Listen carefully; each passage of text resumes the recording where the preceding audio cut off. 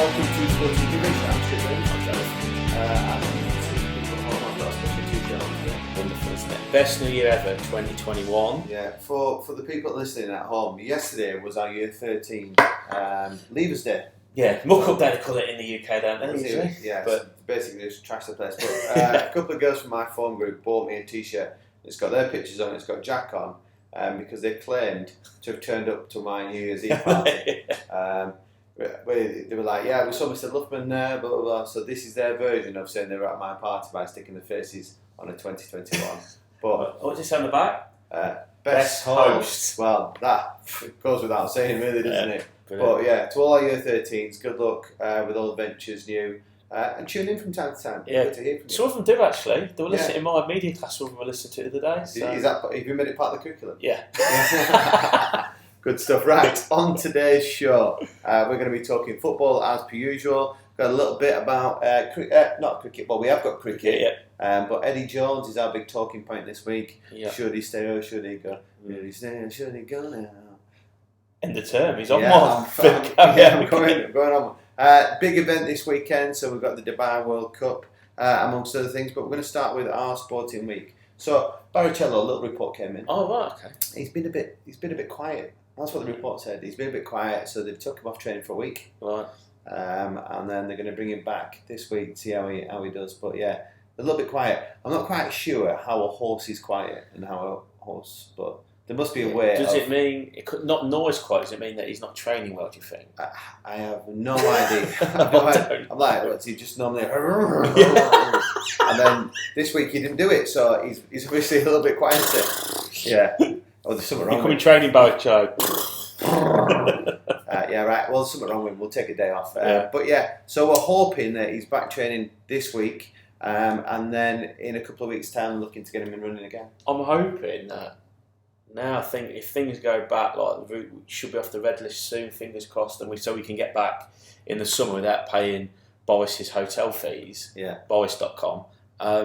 That maybe if we get back, maybe he runs while we're back, Stu. Yeah, that would be ideal. We need to make sure that third wave doesn't hit England first. Yeah. But yeah, we'll keep a bated breath. But for you, since last week, you actually had 2 matches. 2 games, yeah. So Thursday night, yes, we played Reds and we won convincingly. We got 220 odd, and we needed to then keep them down to less than 80% of our score to get the bonus point because we're back first. So your team scored 220 something runs? 220. You must have got a big score. 26. Oh. Off 14 deliveries. Oh. It's cool. It's more mental team game, mate. Everybody. In fact, Jay at the top got 80, and everybody else pretty much did what I did. So well done, Jay. Yeah, a good player he is. Yeah. Anyway, and then we bowled them out for just over 100, 120, I think. So it was a really good performance. A new lad took 5 wickets, which is really good. I took a fairly good catch. I'm going to say a slip off him. So I've seen the picture. It's I've got a bruised finger still. And then we played Saturday morning again against Titans, and we batted first game at 196. Ooh. No, a dozen, something in the end. What I will say is that there's 5 LBWs in a row. So I've got to give an LBW twice over the weekend. So that's 5. Is that not? I thought that was. Is that 5 or is that not 7? No, 5 out of the 7 innings I've played, I think. 8. I thought we had 5 last week. Maybe it was 5. Oh, I don't know. There you go. I've lost count. It's that many, and I'm not gonna sound like an excuse merchant. If you want to really know, we'll dial in Clint next week, and he's at the other end. I think maybe we need to get the captain on. Yeah, we'll get the captain on there. Get the captain on, and then he can explain everything. Yeah. But I mean, I should be hitting it with a bat, but anyway. But I think what we did is the pre-season thing. I think we got it mixed up, didn't we? I don't think your average is supposed to be 40. I think it was to try and get to 40. Yeah, I've not managed it this No, half. 38 not out. I think it's the biggest one this half. No, I'm on about adding all your scores together. I'm nearly at the 100 mark. Oh yeah. Oh, okay. But yeah, no. And then unfortunately they smashed it and won. We've dragged it back. To be fair, the lad who got 100, I think that's his 4th 100 in the competition. He's a good player. We dropped him in the second over. Why does that happen so often in cricket? You drop one of the players early doors and then they go on and score a stupid amount against you. I think it's like you get that bit of freedom and stuff like that. and particularly the way they play, the way he plays, he just does go hard at it, and I think it just means he just goes even harder. And it is that old cliche, isn't it? Catches with matches, and look, nobody needs to drop him, and the lad who dropped him then, and actually late on in the innings dropped him again. Although the game was pretty much dead by then, to be fair, but fair play to him. He held his hand up in the dressing room and said, if I take that catch, game's completely different. It doesn't mean that you're definitely going to win because there's more than one player in the team, but where does that leave you now? So we play on Saturday morning, tomorrow morning, against Yellows, and we win. We make the eliminators. Right. Okay. Oh, you see, the only time you perform well with a bat is under lights, and you're again in the morning. It's all right. I'm not holding my breath for you, really, am I? Right. I'm all about the team, mate. It's fine. Maybe what you need to do is you need to have a good couple of blackcurrants tonight, and then maybe you just go to the game tomorrow, just feeling a little bit more relaxed, a little bit hungover, and then just think it's okay. I think I might even I'll keep dropping down the orders. Okay, it's like a slippery ladder. Yeah.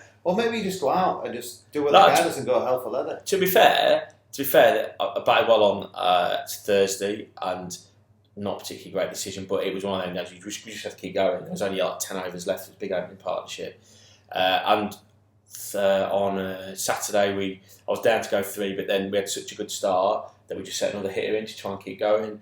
Unfortunately, we lost 2 wickets and I went in, and my job then was just to get the big hitter on strike, which I did, and we put on 46 in 4 overs and 30. He then got out, so then the mantle changes and Clint comes in, and I just got undone by a ropey decision again. But so actually, to be fair, the last 2 weeks I feel alright, but we've just got to convert what's going on. Is that what you see now? Is that a nightmare of this finger? I just walk off. If there's an appeal, I just walk off. Yeah. Right. I don't even look at the umpire because I know he's going to give me out. Oh, well. But anyway, what about you? You finished football? Oh, you played Sunday. No. So we did, strangely, is the social team, and we ended up in this cup draw. Yeah. And it was, they call it, the decider, basically the semi-final.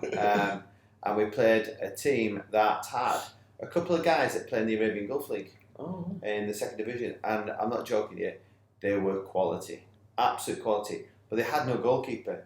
So the lad that played in goal first half played out second half, and he was the best player by a mile. Oh, right, so got you. So they just kind of rotated goalies, which made a massive difference for us because every time we shot, it kind of went in. And surprisingly, we won 4-0 against, I would say, probably the best team we played. But we defended like troopers. We just literally just had a wall of 4 that didn't go wide, just stayed nice and narrow. And we talked about before the game that if the ball went wide, we just kind of shuffle the shape around and don't leave anybody stranded. And they had a lot of ball, a lot of long-range efforts. And then as the game went on, we just kept counter-attacking. And then, we missed maybe 3 or 4 one-on-ones or open nets. The last kick of the game, and I've picked the ball up. I've gone the halfway line, and they've just left me on my own. So I've seen our midfielder who's not scored this season, Kirky. So I played it over to Kirky. I'm like, here you go, son. Finish it. He's one-on-one goalkeeper. Gives it me back. So the goalkeeper's left a massive, massive gap at the post. I'm like, I can just tap this in. So I've gone like I'm going to go the front post. So he steps back across to cover the gap. I play it square to Kirky. His touch is that bad. He gives it back to the goalkeeper. And I'm like, oh my. And I'm just like, Kirky, this is like a tap-in for you. If his touch had been worse, it would have gone in. It was funny. But I believe on Sunday's our cup final. Right. So it's the deciding game this Sunday, and we are playing Gulf United. But the Gulf United team that from the AGL, the Gulf League, they're playing Division 1 though, Division 2, whatever. Yeah, Division 2 in the Gulf League. So it's supposedly a team of them. So I'll come and watch it. I won't hold my breath for that game, but it's interesting. And then dead bizarrely, I got a text message the other day, a lad that we used to play football with at Mira, and the Mira Dads group. He's leaving, and I've been called up to play in a select game. They've done Mark Foley, who's leaving, he's gone back to Ireland. He's picked his select team to play against the guy that used to organise it, NAS. So they picked 9 players each, and I got a phone call saying, "You're in." So I got big call up Tuesday. But bad news, good news. Wednesday night, our other team played. Oh yeah, I forgot about that. This match report is they're 1-0 up, completely cruising the game. With about 2 minutes to go, they're getting at the other team, Dubai FC, have a really good chance to score. Miss it. From that resulting miss, our team got the other end of the score to win 2-0. So, good news in the fact that they won and they're the league champions, but bad news for us because it means that we finished second. So that last result last week cost you big time. Yeah, massively. Oh, good though. But right. So big weekends then. So your final for you. Final, yeah. We need to win to get through to the final stage. I think we'll end up finishing 5th, which means we'll play in the eliminator. Yeah. Before the semi. So. Yeah, so we'll look forward to that next week. Cricket, we'll stay on that subject. Yeah, obviously England's white ball tour continues in India. They had the first ODI on Wednesday, and Wednesday was it? Tuesday, Wednesday, and England threw it away. Absolutely threw it away. Just the result. What was the result on the T20s? Because it was. Oh, they lost. They lost. Yeah, they lost 3-2. They lost 3-2 in the end. Yeah. And then they threw it away, chasing 318 on a good wicket, which isn't a big score in ODI 50 over cricket at the moment. And they were cruising 135 for no wicket off 14 overs. And then Jason Roy was out, and they didn't get another. They lost by 66 runs, so they only just scraped another 100 runs after that. Jeez. Well, I always know when we don't do well because Trish Shetty comes and finds me. Oh yeah, I had Anshul on gate duty Wednesday morning. See the cricket, sir? Yeah. Last time we spoke in here, we were 2-1 up, and I'm like, oh, we're doing all right. And then Shetty collared me beginning of the week. He was like, 3-2. And I'm like, what are you on about? But chucked it away. Ironically, because they missed Joe Root. Yeah. They missed Joe Root because after that big partnership, a bit like what I was just saying in our cricket, and after that big partnership, they just needed to get Johnny Bairstow back on strike because he was flying, and Stokes and Morgan couldn't do it. So when he was out, just very quickly, so when Jason Moore was out, Bairstow was something like 80 or 81 on 50 balls. He was then out quite a lot of overs later for 94, but only faced another 11 deliveries, which proved that, he got a bit frustrated, but proved that actually if they just got him on strike, we'd have cruised the game, but they couldn't even do that. And it's not easy, don't get me wrong, but so they need to bounce back today. Yeah, but then you're also looking at somebody else stepping, aren't you? Because you can't expect one player to do the target. No, exactly. And look, Stokes batted a 3, which I think was the right call in the squad they've got there at the minute. It was 100% the right call. He just looks out of sorts. Stokes has done all tour in the test matches. Didn't get much of a chance at the T20s because, like we said before, I think he's batting too low. So hopefully he comes. I mean, obviously you don't keep a world-class player down for very long, but he just looked completely out of sorts. But good news, English season's about to start. Yes, obviously all this week, all the counters, a bit like the footballers, obviously in bubbles and being tested and stuff like that, and they've started their pre-season. So there's been some. I think the weather's not been too bad actually in the UK, but there's been some good pictures of some of the slip cordons where some of them have got caps on, some of them have got beanie hats on, and I just think, oh my goodness, that ball will hurt in that cold weather. But he's back playing at either inter-club or counts against each other or against some of the university sides. So that's good news. What any news about the local cricket? Yeah, well, local cricket is, I think it's a bit bizarre because I think some clubs and leagues, and rightly so, are very hopeful that this 29th of March, when this first stage of this lockdown, or the lockdown is released a little bit, is when it says something about organised sport can take place. But then when you read a bit further, it's where like you can only meet 6 of you in a garden and you can only have so many at a training session. So I think the leagues and clubs are obviously planning for a normal start, and I hope it does, but I'm not so convinced. No, well, because I don't see how you can have 22 men on a field of play or women on a field of play when you can only have 6 in your garden. Yeah, it doesn't make any sense. If they do go back, I've seen the blueprint. It will be like how they did play it last year. So ball sanitising every so many overs, no dressing rooms, no showers, no tea facilities. I think that comes in later in the summer if they get that far. Yeah. Oh, well, we hope. And fingers crossed. I mean, like I say, all the clubs, I know Woodall, my club, had their AGM this week and all the offices are in place. So, fingers crossed for them all, but we'll wait and see. We will. Right. Exciting news. Arabian Gulf League has taken a turn. That's it. There's been some interesting results this week. So we'll go through the minor results first. So we've got Calba beat Kofrakan 2-1. Shabab Al Ali beat Al Dafra 2-1, which makes for interesting when you see the other results in a minute. Benias beat Hatta 1-0. Hatta seemed to only just be losing all the games by the odd goal, but obviously for them, they're still losing. Probably can't score. Yeah, big result here. Al Wassel 3, Sharjah 3. So Pedro will be happy with that. Yeah. Sharjah again stumbling. Terrible result. And then this is a big shocker here. Fujairah beat Al Nassr 2-0. And then it gets even worse.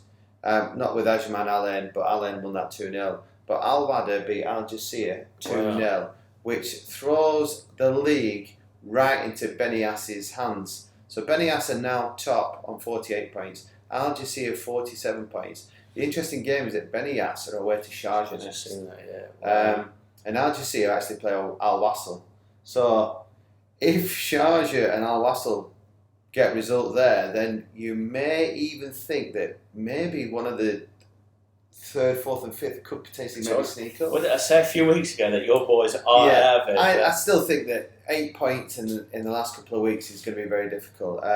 So Sharjah are third place with 41 points. Shabab Al Ali have jumped into fourth on 40.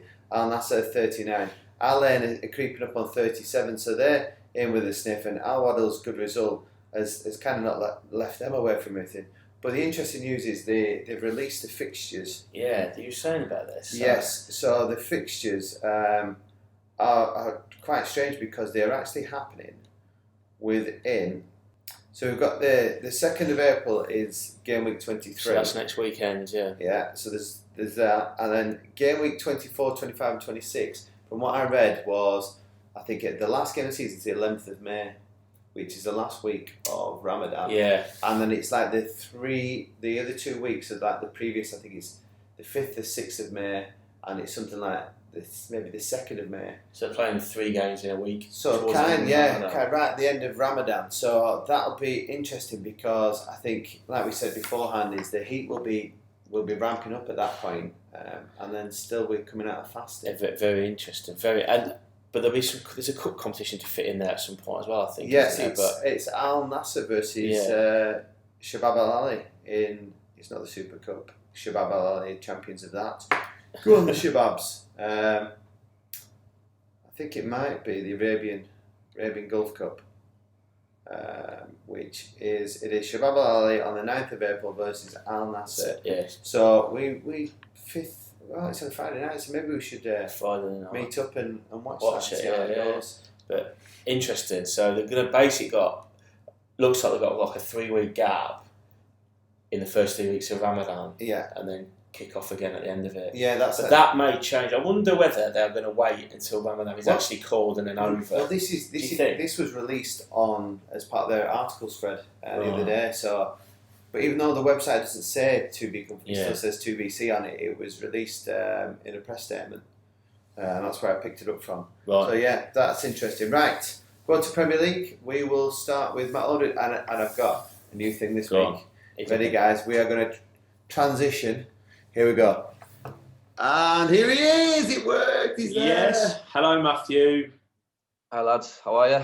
Right. That was a bit of a underwhelming introduction, especially after that magical transition. He says he's not been out, but I reckon he's a bit tired. That's their term yesterday, wasn't it? Yeah, I had a couple of milkshakes, but nothing too strenuous. It's not like you, that Matthew. Right. Anyway, let's onwards and upwards. Which game did you look at, Matthew? There was it 3 Premiership games? 4, I think, wasn't it? 4, yeah. Yeah. Spurs played Villa, but yeah, I watched West Ham Arsenal. Again, I've picked a really, really good game. I'm going on a bit of a good streak here with the games I'm watching, but West Ham Arsenal.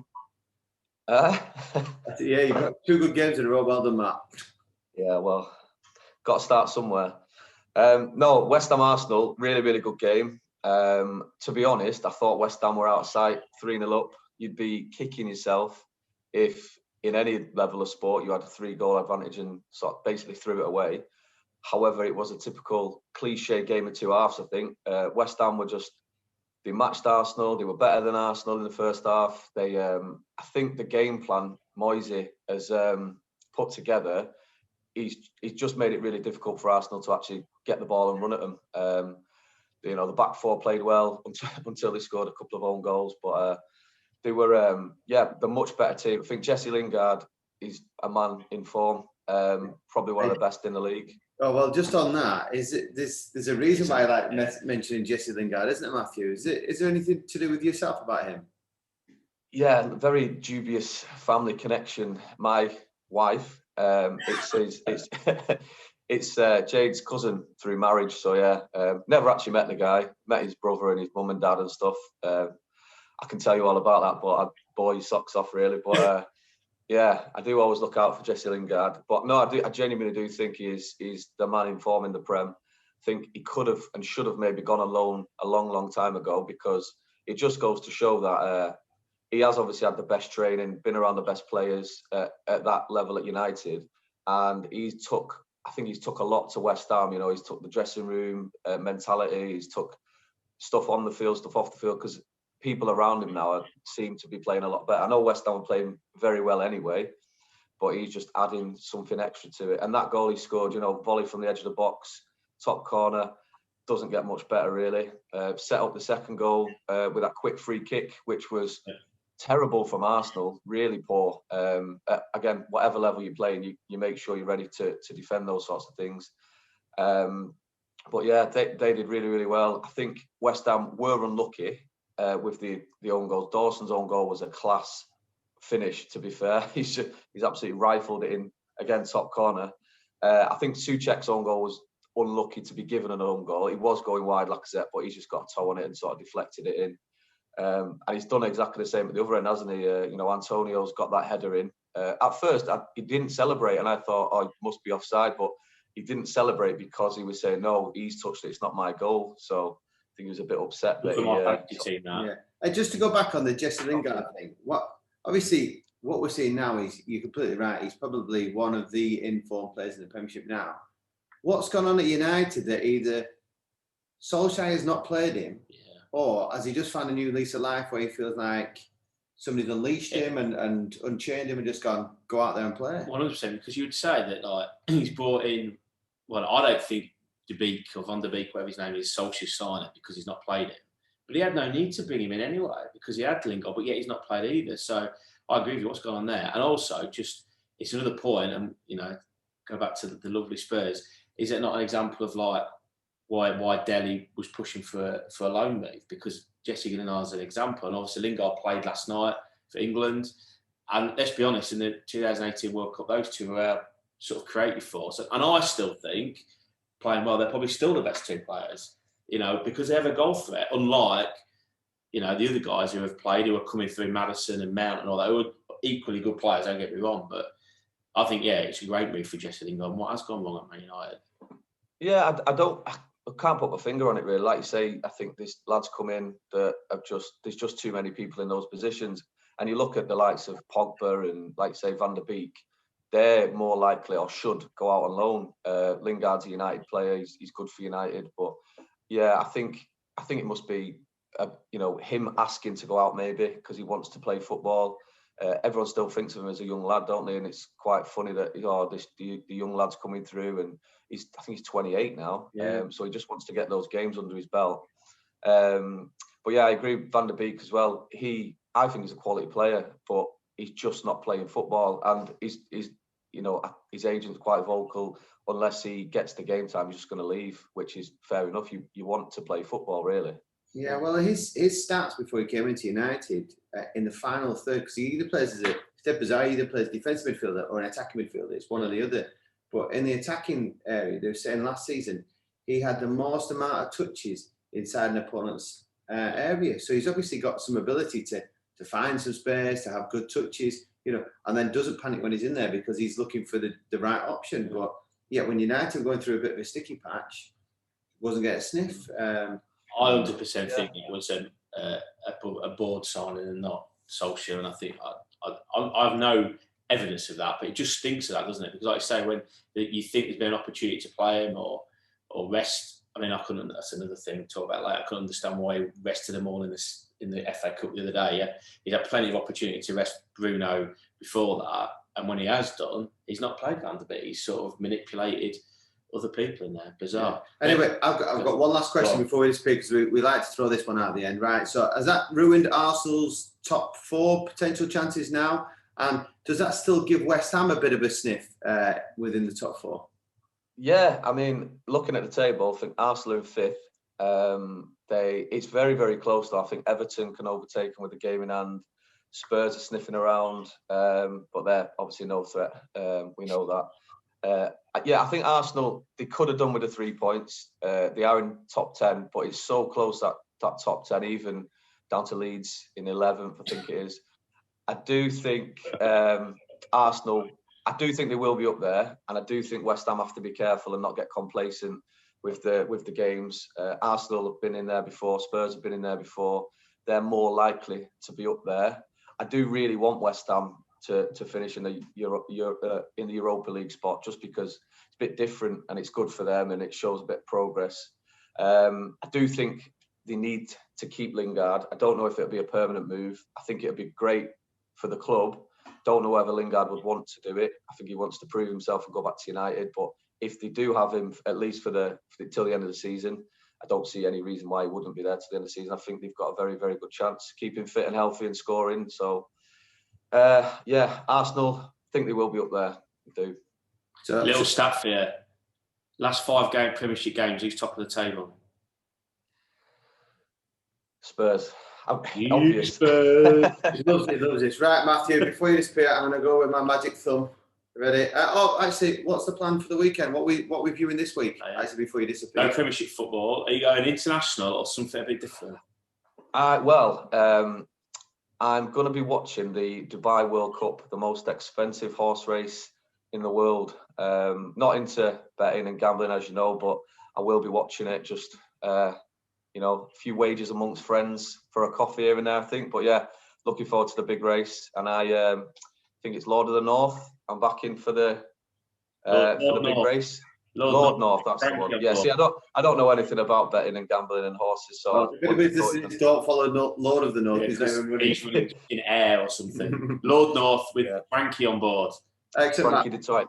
Well, thank you very much, and we look forward to seeing you next week. Bye. And we're back. There we are. Unbelievable. You're like a magician. This is the best transition we've ever done. You're like a magician.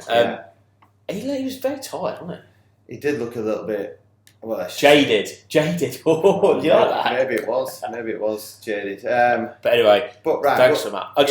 We don't need to harp on much about it, but Spurs, I would be actually top after the last 5 games of the season. So we don't hear from you for like weeks and weeks and weeks, and then Spurs get like a couple of lucky results together. Yeah. Suddenly, like we're top of the table for the last 3 wins. I just think it backs up my point about narratives that people create. People create the narrative about the fact that Spurs are this or that and whatever. They've had 2 bad results. One, and we'll talk about it in a minute, in the Europa League was abysmal. Was it not after that you were saying Jose out, and then this morning? Yeah, I still think he should get sacked. And now we're the best team in the Premier League. No. Just in the Premier League, they want a decent run. Right. Okay. Well, I'll tell you whose prediction hasn't come true. Henry's. Yeah. Well. What was it? Next 2 games, you'll find Arsenal above Liverpool and Spurs. Yeah. Unbelievable. Unfortunately, you're just still. Did you see his tweet about it's never a penalty, and if it was Salah or Kane, it would have been.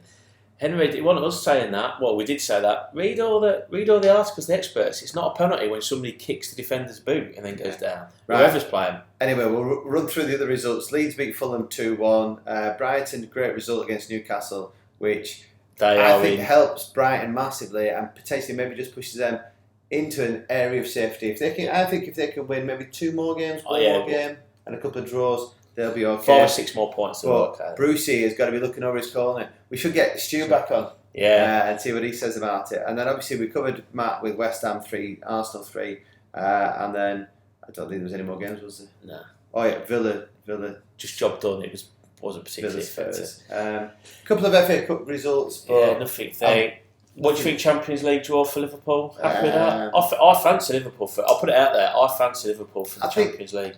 Because their Champions League form is decent. Yeah, I think that's it. And I think what you take into account there is that sometimes the break of the cup does teams good. It's that element of we don't need to worry about league at the moment. And I think on any given day we're a match for anybody in Europe. So and I don't get Real Madrid. Barcelona over the last few years have not really ever got the hype over them, because you've got to remember they're playing in a league where it's a little bit different this year, but they've dominated it. People talk about the Scottish League, I'm 100% right, and I'm not, the league is way better than that, don't get me wrong, but it's not a league where, like in our league, top Man City could realistically go and get beat by Sheffield United tomorrow if they play. Yeah. And that doesn't happen in the Spanish league.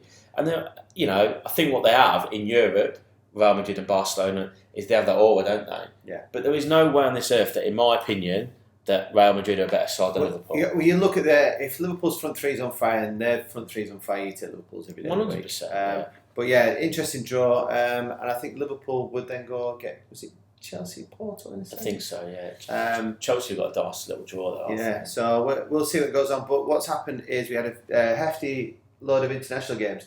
There's a couple of strange results. One which Tuna from my group was raving about, and he actually called it before it happened. He said, "I fancy us to beat Holland." And he's Turkish. Turkey, yeah. So Turkish, Turkey beat Netherlands 4-2. Obviously a weakened Netherlands team, but still a great result for Turkey anyway. And the other big result I saw there was Spain drawing 1-1 with Greece. Yeah, so that's a bad result. I know England beat San Marino 5-0 last night, Thursday night. Did you stop and watch it? No, I see. For me, international football just bores me, and when it's a non-entity game like San Marino, just got no interest in watching it. I was going to stay up and I didn't, and I've seen the highlights, and it looks like we should have got 50. What he did, but I think there were 4, and I mean clear-cut chances, and then it was 60 minutes on the clock, and we ended up only winning 5. But it's a win. Interesting what you say about that, and I think I saw a tweet from Lineker actually this morning when I first got up. He was saying, surely it's come to the point where now these lesser international teams need to qualify in order to reach the qualification stage.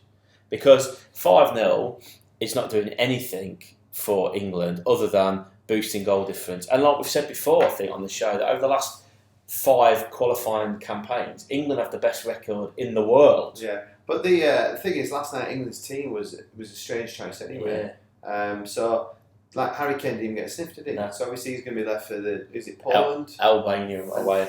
And then Poland. Yeah. He'll be gutted though, because some of the chances have been on there. Oh yeah, he'll have actually within 10 minutes. It's like me turning to a game and we're playing the bottom of the league and they're going, Stu, we've got a big game coming up. You sit on the bench and then seeing the striker miss chance after chance, you're like, oh my goodness, that could be a leading goal scorer here. And they did miss. And I do think, I think it's no secret, is it, that these other strikers, Calvert-Lewin does a job and other people, but in terms of finishing, there's, it's a bit like Lewandowski for Poland, people like that.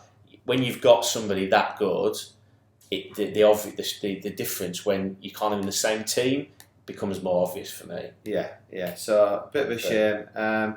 But yeah, we wait and see what goes on. What we will do is we'll give a little bit of shout out, because you wanted to talk a bit about Spurs, and 2-0 up after the first leg. Yeah, and they just rolled over. Yeah, luckily I was playing cricket, so when we finished the game at 20-1 in the morning, I had a load of messages on my phone from like the Spurs group and Johnny, "Are you watching this?" And to be honest with you, I thought it was a midnight kick-off our time, but. Yeah, by all accounts, I think the keeper's had an absolute world-class game, but you can't lose. And I was saying to somebody, in my lifetime as a Spurs fan, I think that's the worst result ever. Wow, that is a big statement. Because you've worked so hard, and they have worked hard to get to that point, haven't they? And then to be 2-0 up, it should have been more at home, but 2-0 up, you would take that any day of the week, Mourinho would.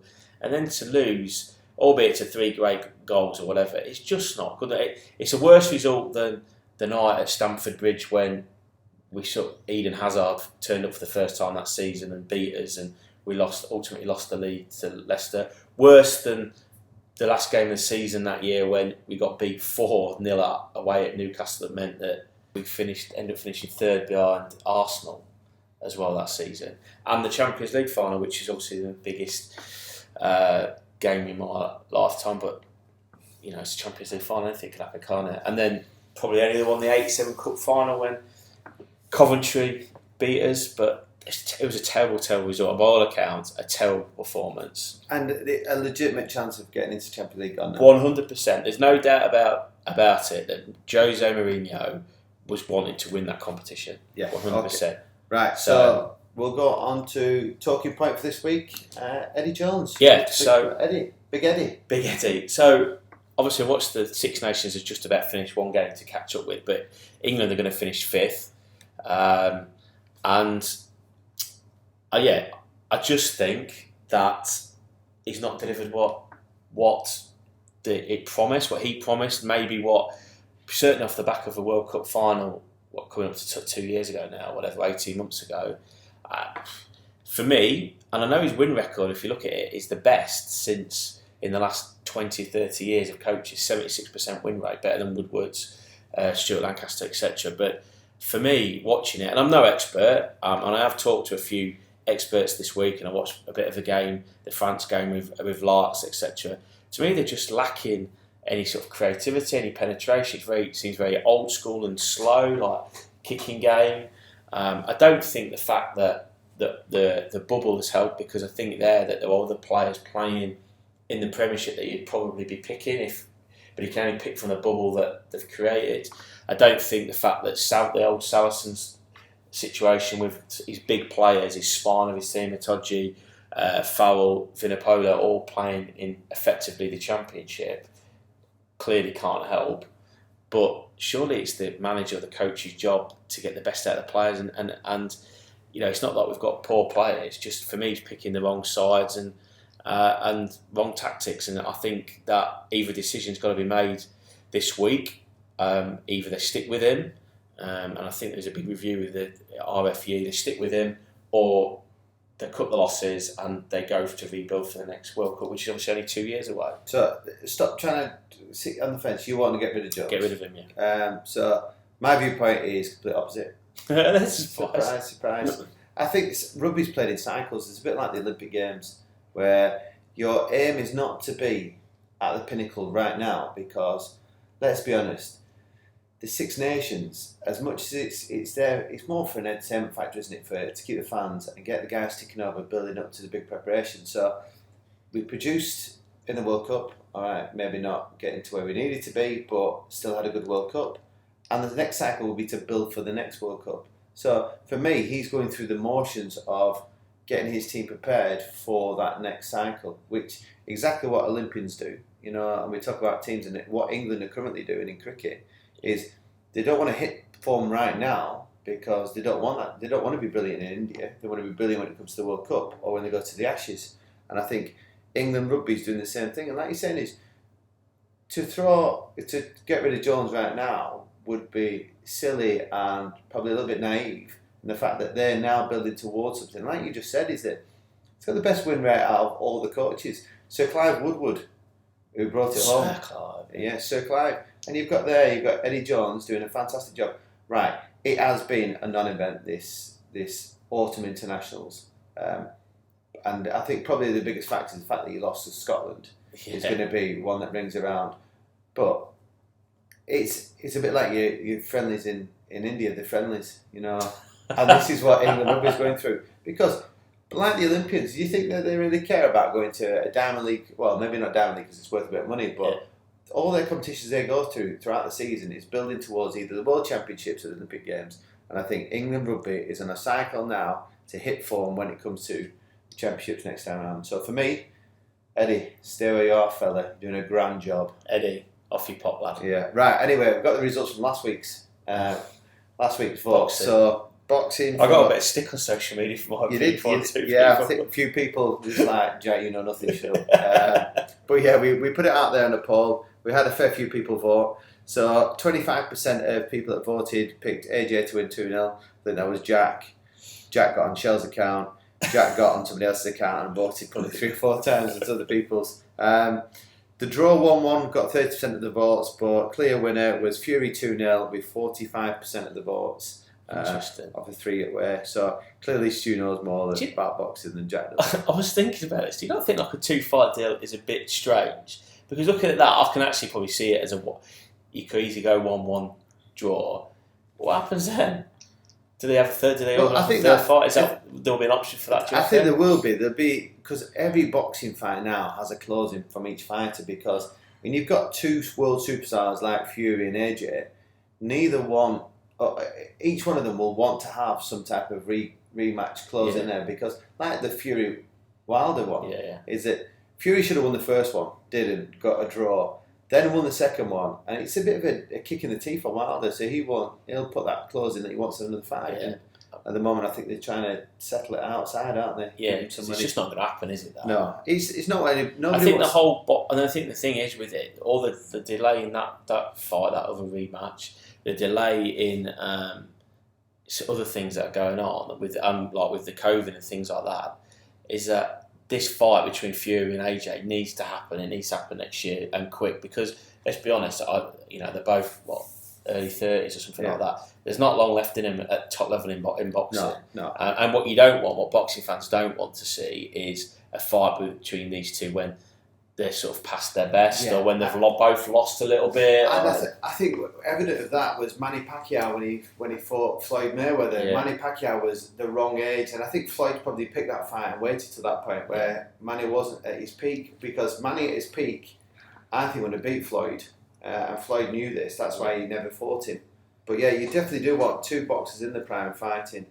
So we hope that. Well, it is going to happen. We just hope that it gets around sooner. As much as I know we laughed last week about it, and I think there is talk of it maybe coming out here to the desert somewhere, or certainly maybe to Saudi again. But I do hope that at least one of the fights is at Wembley Stadium, and they get in as many as they possibly can. I mean, the thing with that as well is I guess they've not organised a date in that, because they will want fans in, won't they? Yeah. They don't want that fight behind closed doors. No, that's part of boxing is fighting in front of your home fans, and that would be a great night. It'd be one of, probably, if they can pull it off at Wembley, probably one of the greatest sporting events in our lifetime, maybe, at this point. Yeah, right. Okay, we're going to move on to fantasy football.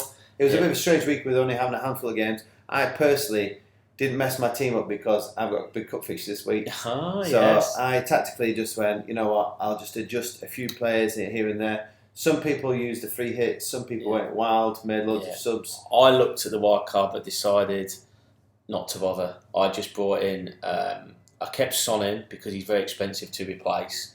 Obviously he didn't play, but I think he'll be fit for after the international break. And I just switched, I got Lingard in the side in place of Grealish, because it's been long term now, Grealish, hasn't he? So made that switch, and it was a good one because he scored another assist, and so did my man Souček. So but it came down to Jason Smith and Daryl Sims, both had 78 points this week. Daryl's captain performed better, so Daryl, our Wolves fan, congratulations, you have a Ruddy Red voucher waiting for you. Good work. And the next fixture won't be till after, it's for a few weeks, isn't it? So we can, that's correct, isn't it? The next Premier League fixture, which is week 30, is the 3rd of April. Yeah. So that means I can actually announce the monthly winner as well. Yes, you can. So let me just click on the button here, and we'll go to the magic month of March. And the winner is Daniel Marshall, who is Lallana Del Rey with 240 points. So he's actually quite way ahead of Jason Smith. So Daniel Marshall, congratulations, get in contact with us. And you've ready vouchers to stay over. Stay over in a discount voucher. Looking 4th place as well. Stuart Burkwood could have had a free stay in his own hotel.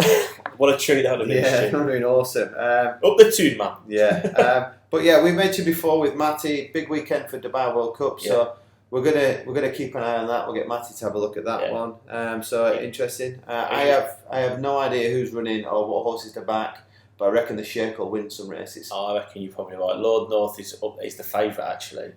A bit controversially reading about it, that he's not got any form, but he's got Frankie on board and he's running for good old friend. So I'm going with Salute the Soldier. In a bit of form, bit of an outsider, I think, but Salute the Soldier for me. But it's massive, isn't it? Yeah. For those of you who've never been or not seen it, get on to social media or to internet. What they're saying now is that I read an article a couple of days ago saying that it's going to be one of the most publicised events because so many countries around the world are now tuning into this Dubai World Cup because it is the richest. It's the richest horse race in the world. So Yeah. there's a Dubai World Cup carnival that started about 4 weeks ago, where so every Thursday night at Meydan Racecourse, and Google it, it is unbelievable. Where I had my 40th birthday party. Yeah. Gathering, not party. Gathering. It is a phenomenal place, and usually on Dubai World Cup day, which is Saturday, it's absolutely bristling with people and dresses. Yeah, just like a normal kind of big race day. But it's phenomenal. Have a look at on social media. So it's all been building up, hasn't it, to the final day? And I think there's about 7 races, I think, on the day. Yeah. Which obviously the Dubai World Cup is the pinnacle one. Yeah, and I believe we're maybe catching a few of them on the TV. I believe we're going to go and sample a few. What did Matt call them? Milkshakes. Milkshakes, yes. We look forward to a that. bite to eat at McGettigan's on the Madonats. Yes, so we look forward to that, Jackie boy. We will indeed, Stuart. Excellent. Right, that is the end of another show. But end of the day, Jack. Love to eat that.